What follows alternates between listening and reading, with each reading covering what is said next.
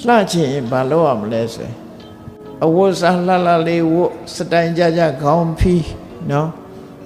ကိုယ်နဲ့လိုက်ဖက်မဲ့အရာတွေနဲ့လှအောင်လို့လှအောင်နေထထိုင်တတ်ဖို့လိုအပ်တယ်ပေါ့အဲ့တော့တချို့ကဖြစ်တယ်လို့နေတာရှိတယ်ကျွန်ုပ်ဒီ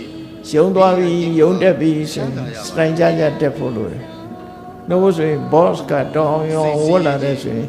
ရုံကလူတွေလေးစားမှာမဟုတ်နော်အဲကြောင့်မို့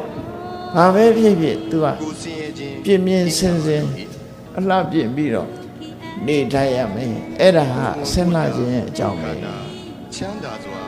မွေးမြူနိုင်အိမ်မှာလဲတတရဲ့ပြင်းစင်နေနေတယ်